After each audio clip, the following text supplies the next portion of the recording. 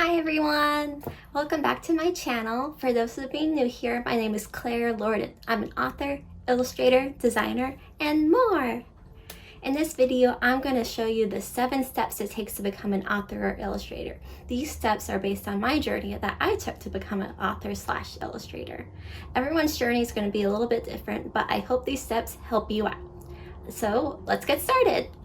Step number 1, why do you want to become a children's book author or illustrator? Think about this question hard. What exactly makes you want to become a children's book author or illustrator? Knowing this will help you know the next steps that you want to take. Is it because you want to become rich and famous? Because that most likely won't happen. Is it because you want to tell a story about or for a family member or friend? If this is the case, maybe you would like to self-publish your book. And if you work with an illustrator, make sure you pay them well. Illustrating is hard work.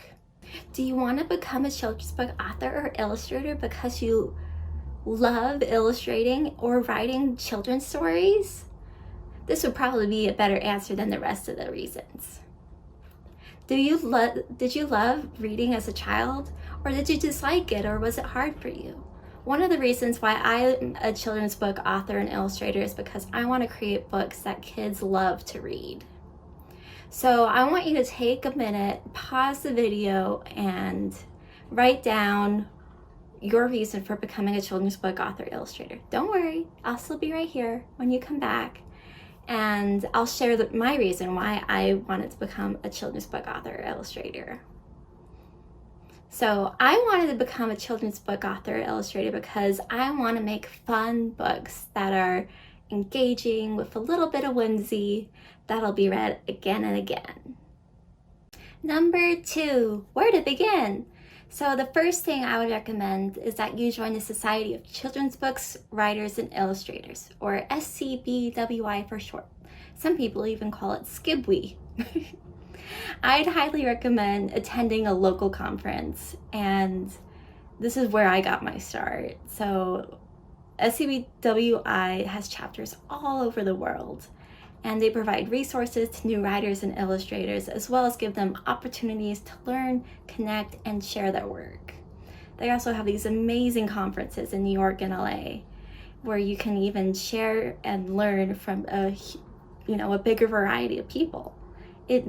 I just can't say highly enough things about SCBWI, and they're such a great organization, and I really, really recommend that you join it.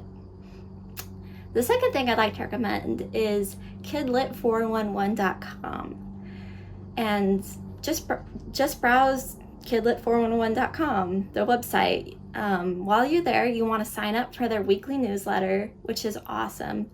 It has original content, but it also has great up-to-date links on a bunch of topics, ranging from query letters to illustrating to so much more. It has a huge variety of topics, and all of them are really great resources. Number 3, write or illustrate. If you want to become a writer or illustrator, you're going to have to do some work. You can either start off by working on your own original material, or you can use something in the public domain, such as Little Red Riding Hood, and put your own spin on it.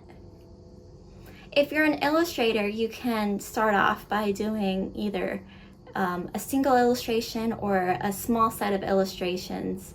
But if you want to work on like a larger project, such as a picture book rough draft, which is called a picture book dummy, I'd highly recommend that you check out my Skillshare classes. I'll put a link to them in the description below.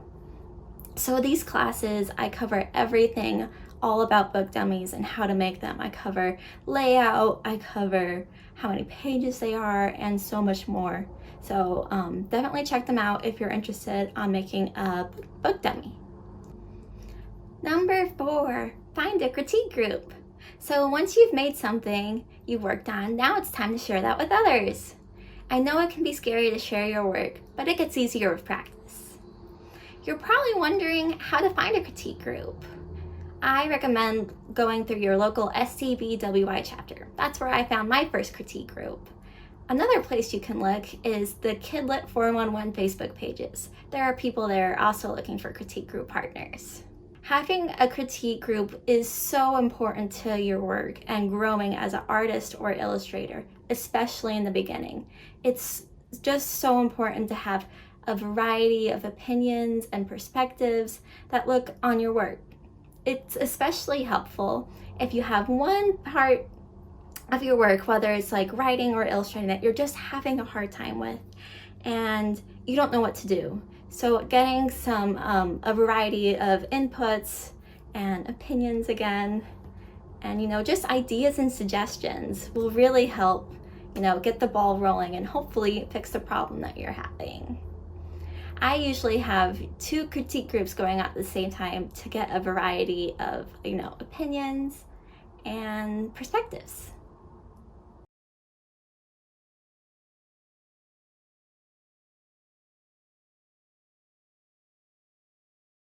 Number 5, submit your work. Once you've reached the place where you're happy with your work, you can start submitting it to publishers and agents. I personally prefer agents because they look over contracts, they help promote your work, they try to get you more money, but most importantly, they tend to know who to send your manuscript to. So if you submit directly to a publisher, and not all publishers accept unsolicited submissions, it will take many months for you to hear back. And you don't know if you're sending it to the right publisher or the right person at that publisher to begin with. You can get all the submission information in SCBWI's The Book, or there's a book you can buy, just from regular retailers called the Children's Writers and Illustrators Market, and it updates and comes out annually. So when you're about to submit, you want to narrow down who you're submitting to about 10 or less, and you want to follow the directions on each submissions, because each place that you're going to submit, the directions are going to be different. So just make sure you follow the directions for each of them. I also usually like to keep a spreadsheet on who I submitted to and what and when, just so it gives me a good idea of, what's going on.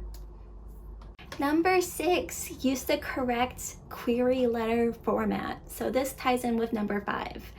And it took me a long time to learn this. I didn't learn this for a while, but I hope this will help you out. I shared this in my other video, but I'll also share this here in case you didn't see the other video.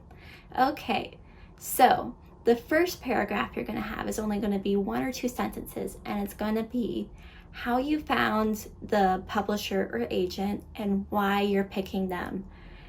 So this is so important because you want to stand out and you want to pick something specific. You just don't want to say, I like the books you make. You want to say something like, I noticed X book and Y book and I really love them for some reason, and I feel like my work really resonates well.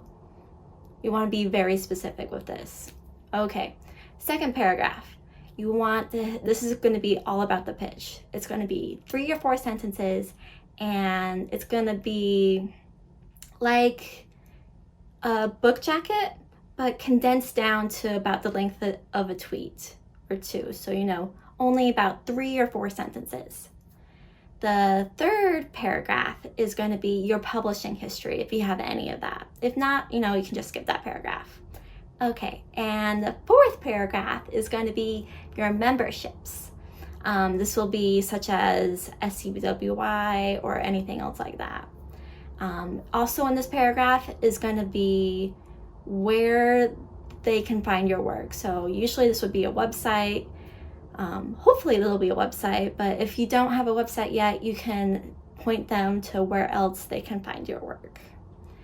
And so that's the query letter. The only other thing you need to make sure is that if you are submitting to more than one publisher or agent at the same time, you want to say that in your submission query letter that this is a simultaneous submission. Number 7, wait and repeat. Now to play the waiting game. During this time, it's a good idea to work on another project. So whether that's another manuscript or another illustration or a book dummy, it's a good time while you're waiting to hear back from whoever you submitted to. Some publishers or agents may email you back saying, responding to your submission, whether it's a yes or a no or a maybe. Some publishers or agents won't email you back at all. That's just something that you're going to have to look at within the directions when you're submitting to them.